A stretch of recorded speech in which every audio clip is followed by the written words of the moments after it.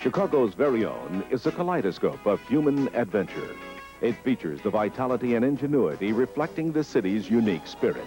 WGN Television salutes good news on our award-winning showcase to the world. The legendary Hawthorne racetrack was built in 1891 and today stands as the 5th oldest track in the United States. It's the oldest in Chicago, and over its 95-year history has boasted a proud tradition. Part of that tradition is its track announcer, Phil Georgette, who is well known even to Chicagoans who don't go to the track. Here they come, spinning out of the turn. Georgette has doubled as track announcer and director of publicity at Hawthorne since 1969. But his track career goes back further than that. It seems like forever. I've been doing it for 27 years. I called my first race on May 12th, 1959 at Washington Park. So you've called how many races? Approximately 80,000. During all those races, Georgette has managed to keep the excitement level high while informing the players on who's in front. The difficulty is in being accurate. Secondary consideration is entertaining. Being entertaining cost Georgette his job at Arlington Park Racetrack. When new management took over the park, they thought he should be more low-key, even change his trademark of, "Here they come spinning out of the turn." This enraged the fans and caused a giant stink. Georgette was fired, and fan reaction got worse. The calls in the thousands, the letters in the thousands, all over to the racing board, to me. The coverage by the media was all positive and was in my favor, and I certainly have appreciated that all these years. I didn't realize the fans cared that much. And then the following year, the protests continued, and like I said, 53 weeks later, I was back. Here in the paddock area, it's easy to see these beautiful animals up close and determine who's who and which one is which. But up there in the press box where Phil Georgette is, it's over a half mile from there to the backside of the track. And when they bunch up, it's even harder to tell who's who. Yet, somehow, he always manages to get each name correct and their proper position. How does he do it? I'm rehearsing, I'm reviewing it, like I said. I memorized them once, and now I'm reviewing it every minute. Calling mock races to make it a little more easy on myself, so I won't bore myself to death memorizing colors. So I pretend like they're an actual race. Then, several minutes later, the horses are in the gate. All is ready. And they're off. Hailing down along the rail, going right to the lead. Big Tomato, Uncertain Voyage. Now moving to the outside, followed by Irish Radoy and Scarce Commodity. They swing into the far turn. Hailing opens up a 2.5 length lead. Irish Radoy on the chase second. Uncertain Voyage out there now third. Big Tomato out there racing fourth. Then it's Dandy Serenade ranging up in fifth. Scarce Commodity is sixth. Stargrass down along the rails seventh, followed now by a Full Jet racing in eighth. They turn for home, coming to the quarter pole, Hailing, and on the outside, here comes Uncertain Voyage. Here they come, spinning out of the turn. Hailing down along the rail. And that's the phrase that has made Phil Georgette a one-of-a-kind track announcer in the United States. That phrase signifies that specialty, that excitement that only he has brought to this sport. And he's also one of Chicago's very own.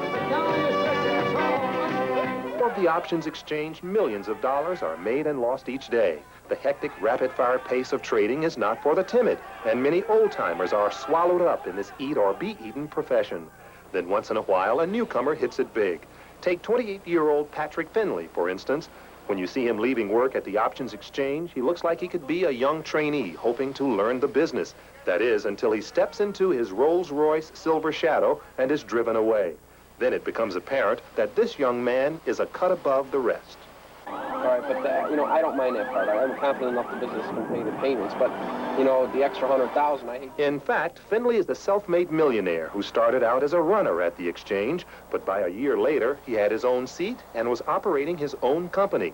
Finley remembers deciding early in his life that he wanted to succeed. I wasn't sure if it was going to be in crime or what it was going to be in, but I knew I was going to do something. And thank God it turned out to be legal, and it turned out to be very nice. A lifelong resident of the South Side, Finley attended De La Salle High School, but dropped out before graduation. As Finley tells it, he ran afoul of the law and was given a choice by the court, the military or jail. He joined the Air Force.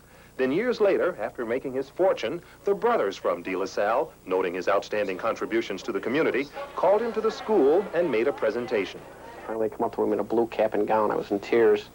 And we had a prime rib dinner, and I got up and gave a speech and everything, and I finally got to give my mother the diploma that I never got until 1985. Finley lives in Bridgeport, not too far from where he grew up. He also maintains an office in the neighborhood a few blocks from his home, in stark contrast to the opulence of the Exchange, where he makes his money. Rather than take his riches and run to the suburbs or even a more affluent neighborhood, Finley has elected to stay here in Bridgeport, where he grew up and where he feels his roots lie. We're a community of families. We're very tight, close-knit neighborhood. Finley is treasurer of the Valentine's Boys Club, and he works closely with the youngsters, helping to guide their careers. In fact, Finley donated all the equipment in the gym, and since 1982, he has sponsored over 100 sports teams, ranging from Little League to volleyball. At the Boys Club, many youngsters say they can't imagine life in the neighborhood or what they'd be doing without the Boys Club. Oh, I don't know. Probably hanging out with my friends. You know, we are our brother's keeper, no matter what anybody says. And so my spending money, and you ask about the charity, that's fine. But I donate my effort, and I donate my time. Finley says, for fun, he rarely ventures out of Bridgeport. A night out for him usually consists of visiting friends and neighbors. So you don't hang out on Rush Street or Michigan Avenue? Rush Street. It's the biggest phony garbage. You know, first of all, you can't bring a girl in there because everybody wants to grab her. Then you want to crack the guy, you end up in trouble. So I don't go there at all. I seldom go north of Roosevelt Road. As for women, he says he's old-fashioned and insists that his bride be special. I, like most men, whether they admit it or not, I like to marry a virgin. And she'll have the same beliefs as I do, religious. I'm Catholic. She'll love kids as I do, and she'll want to be a mother. Patrick Finley, millionaire businessman, philanthropist, and neighborhood big brother. He's also one of Chicago's very own.